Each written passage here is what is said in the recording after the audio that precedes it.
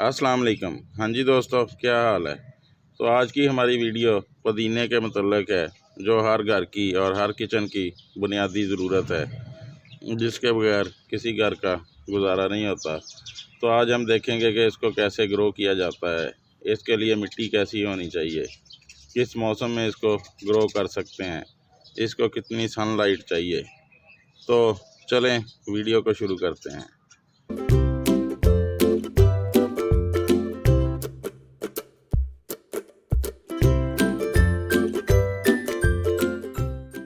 تو سب سے پہلے بات کر لیتے ہیں سائل مکسچر کی۔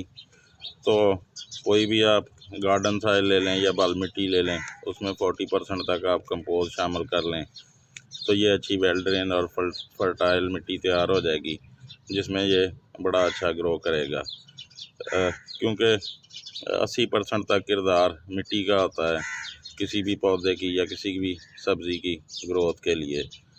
تو بس ایسی مٹی اس کے لیے بہت اچھی ہوگی، جس میں اس کی جڑوں کی گروتھ بڑی آسانی سے ہوگی اور یہ بڑی جلدی سے بڑا ہوگا۔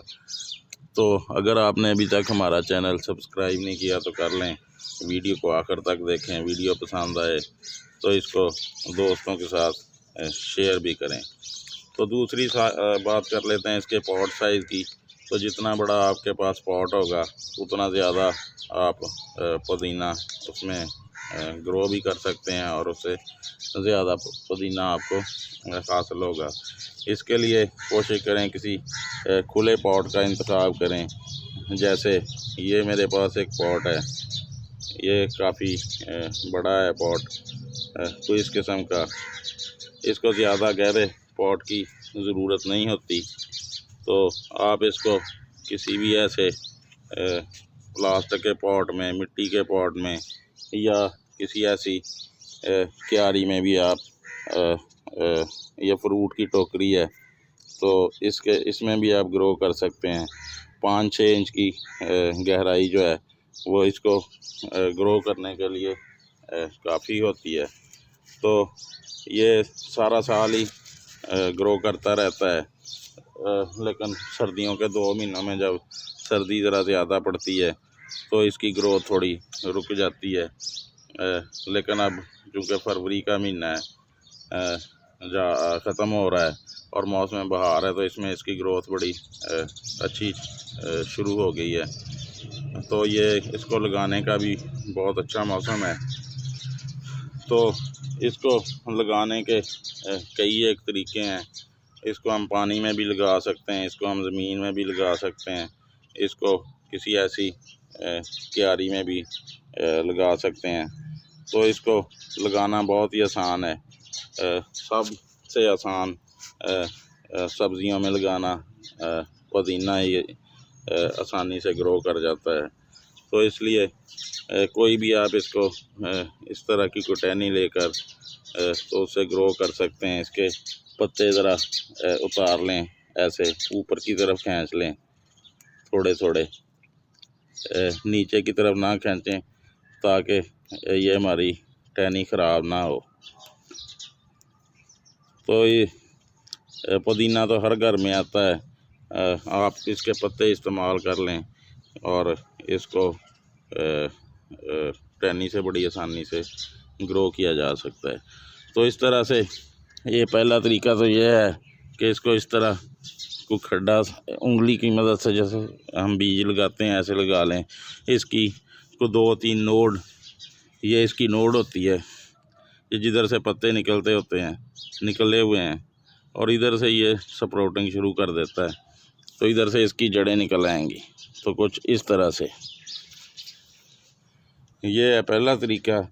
دوسرے طریقے میں بھی اسی طرح سے آپ اس کے پتے اتار لیں، اس طرح سے اوپر کو کھینچ کر، تو اس کے کوئی اوپر والے آپ نے 2 پتے رہنے دینے ہیں۔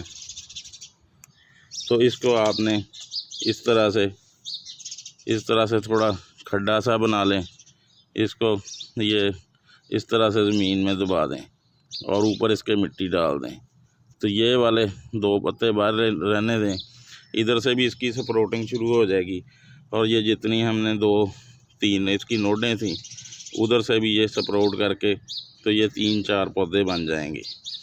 تو اگلے طریقے میں اس کو پانی میں بھی گرو کیا جا سکتا ہے، جیسے یہ میں نے گلاس میں پودینہ لگایا ہوا ہے، تو یہ دیکھیں اس کی گروتھ بڑی اچھی چلتی ہے پانی میں بھی۔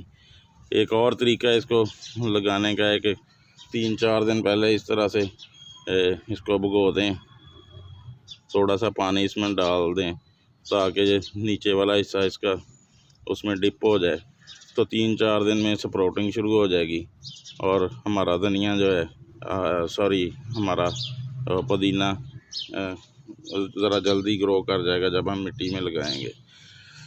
تو اس کو آپ اس طرح اگر آپ کے گھر میں یا آپ کے گارڈن میں جگہ ہے تو کسی کیاری میں بھی لگا سکتے ہیں، وہاں بھی اس کی گروتھ بڑی اچھی چلے گی۔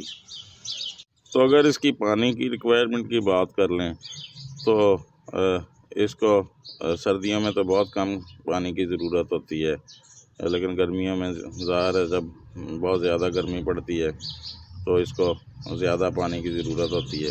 بس آپ نے ہمیشہ دیکھنا یہ ہے کہ اس کی ہلکی سی نمی برقرار ہے، یہ زیادہ خشک نہ ہو، تو جیسے ہی یہ نمی کم ہو تو آپ اس کو پانی دیتے رہیں تو یہ بہت اچھا گرو کرتا رہے گا۔ تو اگر ہم اس کی پانی میں آپ نے لگایا ہوا ہے، جیسے یہ ایک گلاس میں نے گرو کیا ہوا ہے، تو اس کا پانی ہر 3-4 دن کے بعد تبدیل کر دیں۔ اگر آپ کے پانی نمکین وغیرہ ہے گھر کا تو اس کا کلیئر فلٹر والا پانی استعمال کریں، تو اس کی پانی میں بھی گروتھ بڑی اچھی چلتی رہے گی۔ تو اگر اس کی فرٹیلائزر کی بات کریں تو ایز سچ اس کو زیادہ فرٹیلائزر کی ضرورت نہیں ہوتی، بس کبھی کبھی اس میں کوئی آپ لیکوڈ فرٹیلائزر بھی دے دیں، جیسے کوکاؤ ڈنگ کی گوبر کی لیکوڈ کھاد بنا کے ڈال دیں، یا کبھی کبھار تھوڑا بہت اس میں گائے کا گوبر یا ورمی کمپوز وغیرہ شامل کر دیں، تو اس کی گروتھ بڑی اچھی چلتی رہے گی۔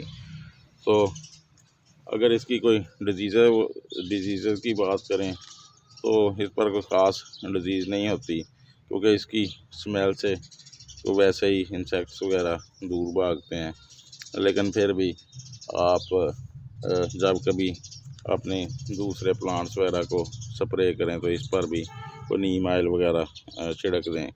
کیمیکل فرٹیلائزر اس پر کبھی بھی سپرے نہ کریں، کیونکہ اس کے ہم نے پتے استعمال کرنے ہوتے ہیں، تو اس کے استعمال سے اس کے پتے زہریلے ہو جائیں گے جو ہماری صحت کے لیے اچھے نہیں ہوں گے۔ تو دوسری ایک بات، گرمیوں میں اس کو جب مئی جون کی بہت زیادہ گرمی ہمارے یہاں پڑتی ہے اور لو چلتی ہے، تو اس موسم میں اس کو شیڈی ایریا میں زیادہ گرمی میں رکھیں، یا کسی کیاری وغیرہ میں لگائیں، تو وہ بھی کسی ایسے جگہ لگائیں جدھر اوپر کوئی درخت وغیرہ ہو، جیسے یہ پودینہ جو لگا ہوا ہے اس کے اوپر یہ امرود کا درخت ہے، تو گرمیوں میں اس کو چھن کر دھوپ آئے گی، زیادہ ڈائریکٹ سن لائٹ سے اس کو 2 مہینوں میں بچائیں، تو یہ ہمیشہ بڑی اچھی گروتھ کرے گا اور آپ کو استعمال کے لیے پودینہ ملتا رہے گا۔ تو چلیں جی، اگر کوئی سوال آپ کے ذہن میں ہو پودینے کو گرو کرنے کے لیے، اس کو گرو کرنے کے بارے میں، تو آپ کمنٹس میں پوچھ سکتے ہیں۔ تو چلیں آج کے لیے اتنا ہی، پھر کسی نئے دن کسی نئی ویڈیو میں آپ سے ملاقات ہوگی۔ اوکے جی، اللہ حافظ۔